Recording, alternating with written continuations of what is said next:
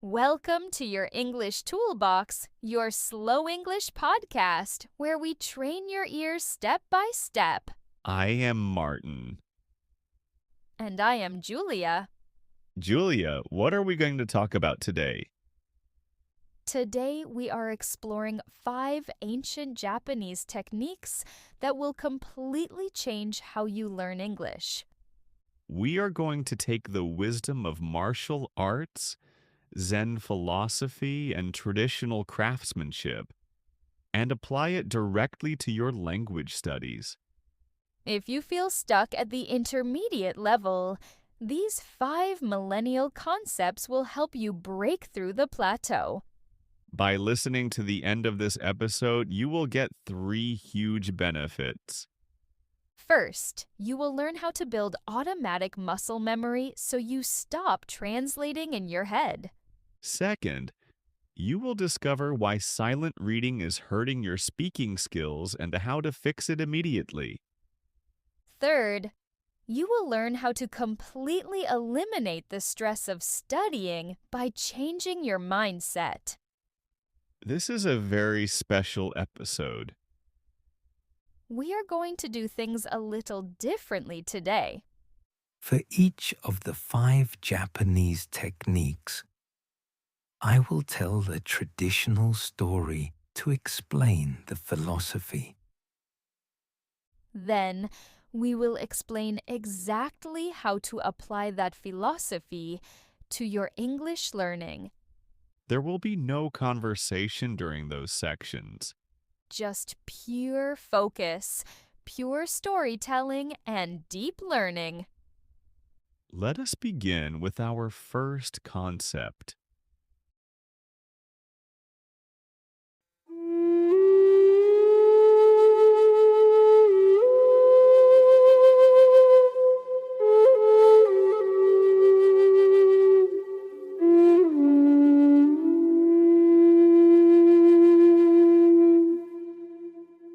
Kata, the power of patterns. Hundreds of years ago, a young man traveled across Japan to find the greatest sword master in the country. He finally found the master living in a quiet temple on a mountain. The young man begged the master to teach him the secret techniques of the sword. He wanted to learn how to fight multiple enemies.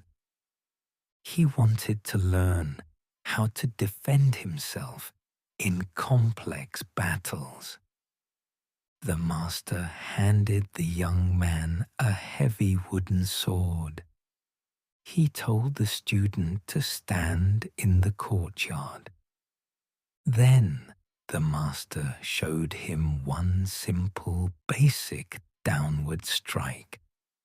He told the student to repeat that single strike until the sun went down. The student was disappointed, but he obeyed. The next day, the master told him to do the exact same strike again. This continued for months. The student became angry and frustrated. He felt he was not learning anything new or advanced. But after a year, something changed in the student's mind and body. When he lifted the sword, he no longer thought about his hands or his feet. The movement happened before his brain could even process the thought.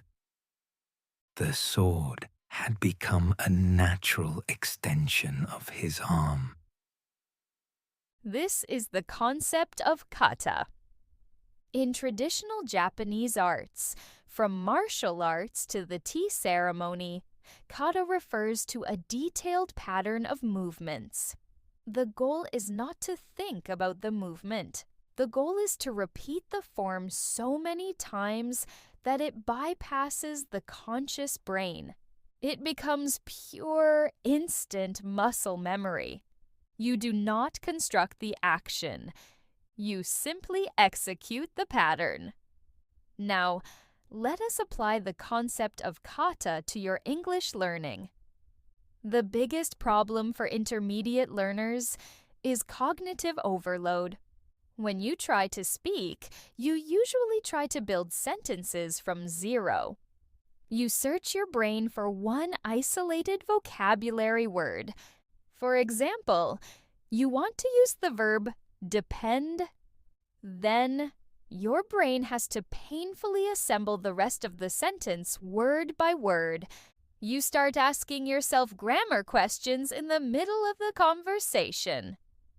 You think, is it depend in? Is it depend at?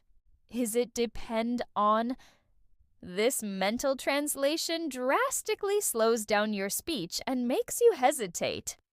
The fix is to stop memorizing single words. You must start memorizing linguistic kata. These are patterns or chunks of language. Instead of learning the word depend, you memorize the entire structural form. You learn the chunk. It depends on the weather. You practice this exact phrase over and over again. You write it down 10 times. You say it out loud 20 times. You treat it like a physical movement in martial arts. When you learn a new vocabulary word, you instantly plug it into a kata. By speaking this exact formula repeatedly, it becomes automatic. Your brain stores it in your long-term memory as one single item. It no longer sees 4 separate words. It sees one fluent thought. This method of chunking completely eliminates the need to translate in your head. It drastically speeds up your vocabulary recall. And best of all, it naturally hardwires correct grammar into your brain without studying rules. Part 3. Ondoku. Activating physical memory.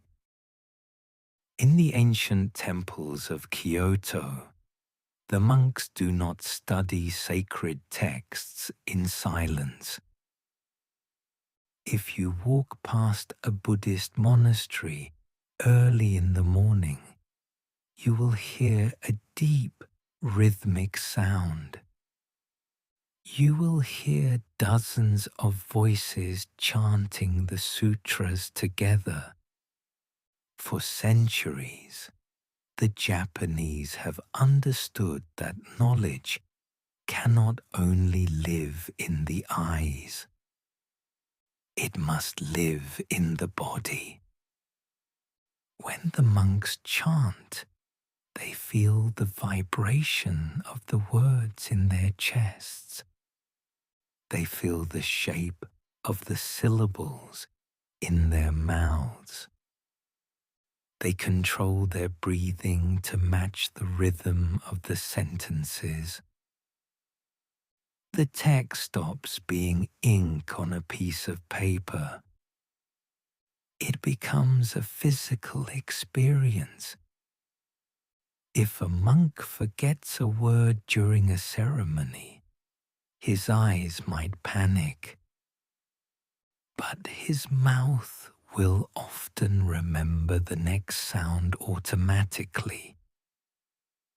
The physical body remembers what the conscious mind forgets. This ancient practice is deeply connected to the modern Japanese educational concept of Ondoku. Ondoku translates directly to reading aloud. In Japanese schools, students do not just read text silently to comprehend it. They are required to perform Ondoku repetitively. It is the deliberate practice of engaging the physical body to anchor knowledge. Here is how you must apply Ondoku to your English practice. Many of you listening right now have fantastic reading comprehension. You can read a news article or an email in English perfectly, but when you try to speak in a meeting, you freeze. Your tongue feels heavy. You stumble over your words. This happens because you have only trained your visual memory. You have completely ignored your auditory and motor memory. English vocabulary should never exist just as text on a page. When you learn a new word or a sentence pattern, you must practice Ondoku. You must read the English text out loud repeatedly. You are not just testing your memory. You are literally going to the gym for your face. You have muscles in your jaw, your lips, and your tongue. These muscles are trained to speak your native language. They are not used to the physical shapes required for English pronunciation. By reading out loud, you mimic the rhythm and intonation of native speakers. You train the physical muscles of your mouth. At the same time, you are training your auditory processing because you are hearing your own voice speak English. This multi-sensory repetition is powerful. When you combine sight, sound, and physical movement, the brain creates much stronger neural connections. Recalling vocabulary becomes significantly faster than silent studying ever could be. So, close the grammar book, open your mouth, and start making noise. Part 4. Kaizen. Continuous small improvements. There is a famous story about a master swordsmith in Japan. This man made the sharpest, most beautiful katana blades in the world. A foreigner visited his workshop to discover his secret.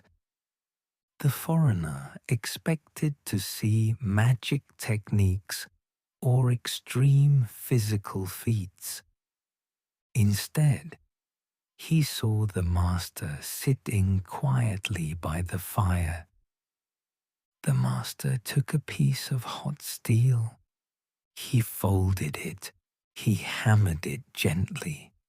He put it back in the fire. He repeated this process.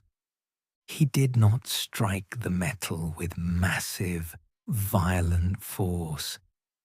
He used small, consistent, precise hits. The foreigner asked the master how he achieved such perfection. The master explained that the strength of the sword does not come from one giant hit. It comes from folding the steel thousands of times. Every single fold removes a tiny amount of weakness. Every single day of work adds a microscopic layer of strength. This is the philosophy of Kaizen. Kaizen translates roughly to change for the better. It is the core philosophy behind Japan's greatest industries and arts. Rather than attempting massive, sweeping transformations overnight, Kaizen focuses on something else. It focuses on tiny, daily, incremental improvements. Over time, these micro changes compound into massive results. Applying Kaizen is the most important favor you can do for your English. The biggest problem language learners face is burnout. You get a sudden burst of motivation. You decide you are going to master English this year. So you sit down on a Sunday and study grammar for 3 hours straight. You feel productive, but your brain is completely exhausted. By Tuesday, you are too tired to open the book. By Friday, you have abandoned the habit entirely. Kaizen offers a much healthier and more effective solution. We must encourage you to build an environment of micro-learning. You should study for just 15 to 20 minutes every single day. It sounds too small to make a difference, but it is actually the secret to fluency. You could learn just one new phrasal verb daily. You could read exactly 1 page of an English book before bed. You could listen to half of a podcast episode while drinking your morning coffee. The human brain retains information much better through consistent, daily spaced repetition. It does not absorb information well through infrequent binge studying. When you practice Kaizen, English stops feeling like a giant mountain you have to climb. It becomes just one single step you take every day. And before you know it, those tiny steps have carried you miles away from where you started. Part 5. Shoshin, the beginner's mind. During the Meiji era, a highly educated university professor visited a famous Zen master. The professor wanted to learn about Zen philosophy. However, as soon as he arrived, the professor started talking. He talked about his own theories. He talked about all the books he had read. He tried to show the master how intelligent and advanced he was. The Zen master listened patiently. Then the master began to serve tea. He poured the hot tea into the professor's cup. The cup became full, but the master did not stop pouring. The tea spilled over the edges of the cup and onto the table. The professor jumped up in shock. He shouted that the cup was full and could not hold any more. The Zen master smiled calmly. He said, "You are exactly like this cup. You are full of your own opinions and ideas. How can I show you Zen unless you first empty your cup?" This beautiful story illustrates the concept of Shoshin. Shoshin means the beginner's mind. It means approaching a subject with a completely open and eager mind. You must do this even if you are already at an advanced level. It is about dropping your ego and your preconceived notions. Shoshin is the exact mindset you need to break through the intermediate plateau. Intermediate learners often hit a wall because they think they already know how English works. You have studied the grammar rules for years. You have a solid vocabulary. Because of this, your ego gets in the way of your learning. You start trying to force English to behave exactly like your native language. When you encounter a strange pronunciation, you get frustrated. When an idiom makes no logical sense, you argue with it. You complain that English spelling is stupid. You resist the language. To truly advance, you must empty your cup. You must teach yourself to absorb English like a child. Children learn languages effortlessly because they have no ego. They do not analyze why a word sounds a certain way. They just copy the sound. If a pronunciation feels silly to you, do not fight it. If a grammar rule seems completely illogical, do not overanalyze it or judge it. Accept it for what it is. Shoshin allows you to absorb native accents and natural idioms without resistance. When you stop judging the language, your brain stops creating barriers. You become like a sponge again, open to whatever the language wants to teach you. Part 6. Tadoku, the art of extensive reading. Imagine a traveler who needs to cross a massive, dense bamboo forest. This traveler wants to understand the forest perfectly. So, he stops at the very first bamboo tree. He takes out a magnifying glass and examines every single leaf. He writes down the exact dimensions of the tree trunk. He spends an hour analyzing the roots. Then he takes one step forward and does the exact same thing to the next tree. After 3 days, he is completely exhausted.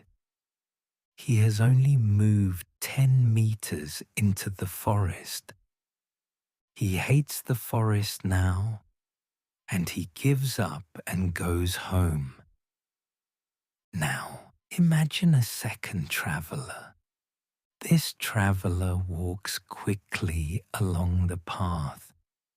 He looks at the sunlight shining through the leaves. He feels the wind. If he sees a strange plant, he glances at it. But he keeps walking. He flows through the environment. By the end of the day, he has crossed the entire forest. He enjoyed the journey, and he has a true understanding of what the forest feels like. The first traveler represents traditional intensive studying. The second traveler represents Tadoku. Tadoku translates directly to reading a lot. It is a wildly popular language learning movement in Japan. Unlike traditional studying, where you analyze every sentence, Tadoku is about volume and enjoyment.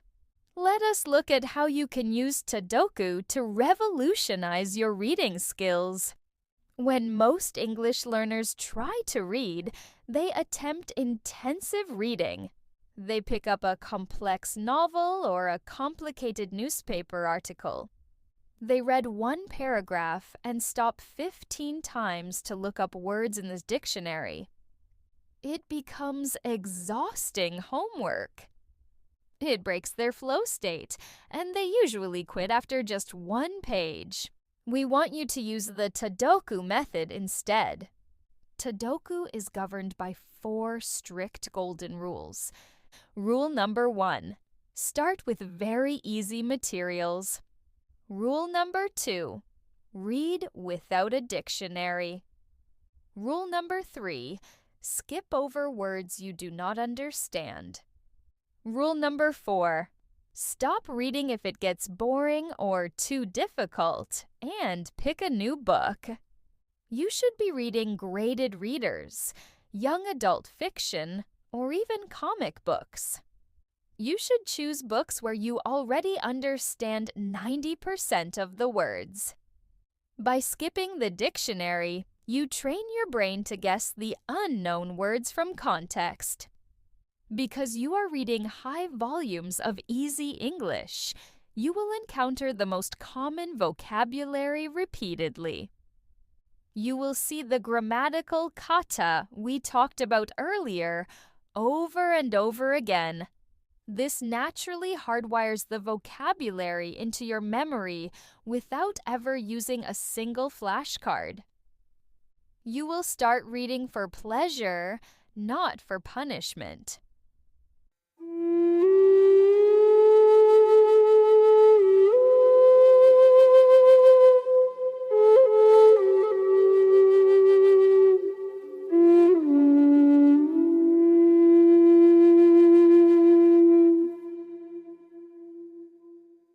We are back. Julia, these 5 concepts really change the entire perspective on language learning. They absolutely do, Martin. We covered a lot of ground today, so let us do a quick recap for our friends listening. First, we talked about kata. Stop memorizing single words and start learning language in chunks or patterns. Second, we explored Ondoku.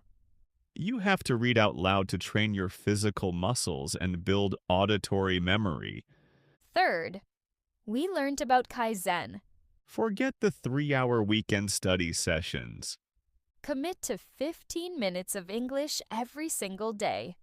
Fourth was Shoshin, the beginner's mind. Let go of your ego, stop judging the language, and absorb it like a child. And finally, we discussed Tadoku. Read a massive amount of easy material, throw away the dictionary, and just enjoy the flow. Martin, what I love most about these techniques is that they are deeply human. They respect how our brains and bodies actually work. Exactly. They remove the artificial stress of the classroom. They remind us that learning English is not an academic test. It is a physical habit, a mental mindset, and a lifelong journey. Remember, you do not have to apply all 5 of these today. Just pick one. Maybe tomorrow morning you practice Kaizen and just listen to English for 15 minutes. Or maybe you practice Ondoku and read your emails out loud. Whatever you choose, approach it with Shoshin. Keep your mind open, keep your cup empty, and keep moving forward. Thank you for spending your time with us today. We will see you in the next episode. Sayonara.